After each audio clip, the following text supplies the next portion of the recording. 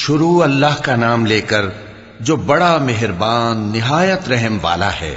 اے پیغمبر صلی اللہ علیہ وآلہ وسلم، جو عورت تم سے اپنے شوہر کے بارے میں بحث و جدال کرتی اور اللہ سے شکایت رنج و ملال کرتی تھی، اللہ نے اس کی التجا سن لی اور اللہ تم دونوں کی گفتگو سن رہا تھا۔ کچھ شک نہیں کہ اللہ سنتا ہے، دیکھتا ہے۔ جو لوگ تم میں سے اپنی عورتوں کو ماں کہہ دیتے ہیں وہ ان کی مائیں نہیں ہو جاتی، ان کی مائیں تو وہی ہیں جن کے بطن سے وہ پیدا ہوئے۔ بے شک وہ نامعقول اور جھوٹی بات کہتے ہیں، اور اللہ بڑا معاف کرنے والا ہے، بخشنے والا ہے۔ اور جو لوگ اپنی بیویوں کو ماں کہہ بیٹھیں پھر اپنے قول سے رجوع کر لیں تو ان کو قربت سے پہلے ایک غلام آزاد کرنا ضرور ہے۔ مومنو، اس حکم سے تم کو نصیحت کی جاتی ہے اور جو کچھ تم کرتے ہو اللہ اس سے خبردار ہے۔ اب جس کو غلام نہ ملے وہ قربت سے پہلے لگاتار 2 مہینے کے روزے رکھے، پھر جس کو اس کا بھی مقدور نہ ہو اسے 60 محتاجوں کو کھانا کھلانا چاہیے۔ یہ حکم اس لیے ہے کہ تم اللہ اور اس کے رسول کے فرما بردار ہو جاؤ، اور یہ اللہ کی حدیں ہیں، اور نہ ماننے والوں کے لیے درد دینے والا عذاب ہے۔ جو لوگ اللہ اور اس کے رسول کی مخالفت کرتے ہیں وہ اسی طرح ذلیل کیے جائیں گے جس طرح ان سے پہلے لوگ ذلیل کیے گئے تھے، اور ہم نے صاف صاف آیتیں نازل کر دی ہیں، اور جو نہیں مانتے ان کو ذلت کا عذاب ہوگا۔ جس دن اللہ ان سب کو جلا اٹھائے گا تو جو کام وہ کرتے رہے ان کو جتائے گا۔ اللہ نے وہ سب کام لکھوا رکھے ہیں اور یہ ان کو بھول گئے ہیں، اور اللہ ہر چیز سے واقف ہے۔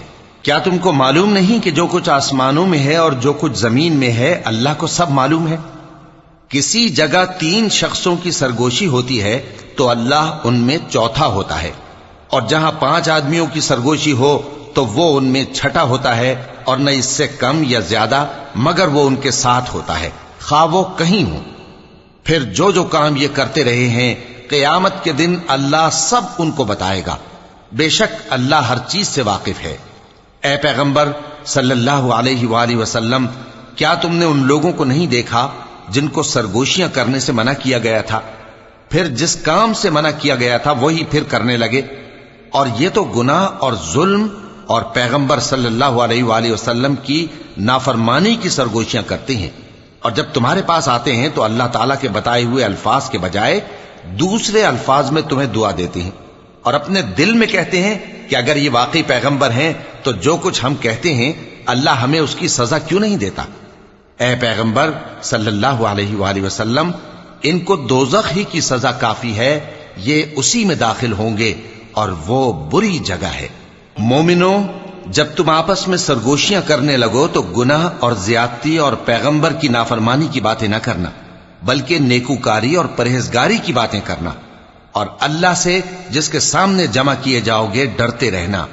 منافقوں کی سرگوشیاں تو شیطان کے اکسانے سے ہیں جو اس لیے کی جاتی ہیں کہ مومن ان سے رنجیدہ ہوں، مگر اللہ کے حکم کے سوا ان سے انہیں کچھ نقصان نہیں پہنچ سکتا۔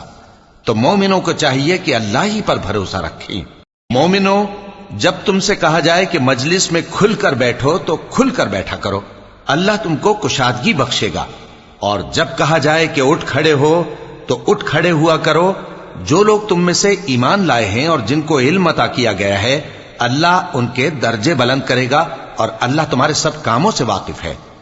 مومنوں، جب تم پیغمبر کے کان میں کوئی بات کہو تو بات کہنے سے پہلے مساکین کو کچھ خیرات کر دیا کرو، یہ تمہارے لیے بہت بہتر اور پاکیزگی کی بات ہے، اور اگر خیرات تم کو میسر نہ آئے تو اللہ بخشنے والا مہربان ہے۔ کیا تم اس سے کہ پیغمبر کے کان میں کوئی بات کہنے سے پہلے خیرات کرو ڈر گئے؟ پھر جب تم نے ایسا نہ کیا اور اللہ نے تمہیں معاف کر دیا تو نماز قائم کرتے رہو اور زکوٰۃ دیتے رہو، اور اللہ اور اس کے رسول صلی اللہ علیہ وآلہ وسلم کی فرما برداری کرتے رہو، اور جو کچھ تم کرتے ہو اللہ اس سے خبردار ہے۔ بھلا تم نے ان لوگوں کو نہیں دیکھا جو ایسے لوگوں سے دوستی کرتے ہیں جن پر اللہ کا غضب ہوا؟ وہ نہ تم میں ہے نہ ان میں، اور جان بوجھ کر جھوٹی باتوں پر قسمیں کھاتے ہیں۔ اللہ نے ان کے لیے سخت عذاب تیار کر رکھا ہے۔ یہ جو کچھ کرتے ہیں یقیناً برا ہے۔ انہوں نے اپنی قسموں کو ڈھال بنا لیا ہے اور لوگوں کو اللہ کے رستے سے روک دیا ہے۔ سو ان کے لیے ذلت کا عذاب ہے۔ اللہ کے عذاب کے سامنے نہ تو ان کا مال ہی کچھ کام آئے گا اور نہ اولاد ہی کچھ فائدہ دے گی۔ یہ لوگ اہل دوزخ ہیں، اس میں ہمیشہ جلتے رہیں گے۔ جس دن اللہ ان سب کو جلا اٹھائے گا تو جس طرح تمہارے سامنے قسمیں کھاتے ہیں اسی طرح اس کے سامنے بھی قسمیں کھائیں گے اور خیال کریں گے کہ ایسا کرنے سے کام چل جائے گا۔ سنو، یہی تو ہیں جھوٹے۔ شیطان نے ان کو قابو میں کر لیا ہے اور اللہ کی یاد ان کو بھلا دی ہے۔ یہ لوگ شیطان کا ٹولہ ہیں، اور سن رکھو کہ شیطان کا ٹولہ ہی نقصان اٹھانے والا ہے۔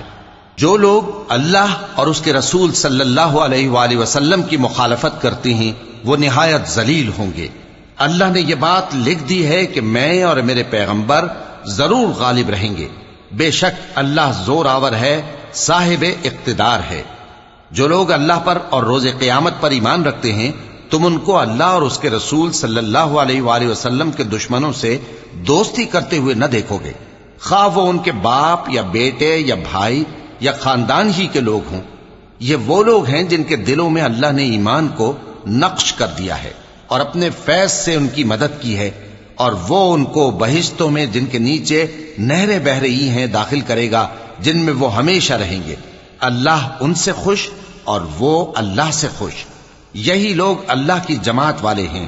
سن رکھو کہ اللہ کی جماعت والے ہی کامیاب ہوں گے۔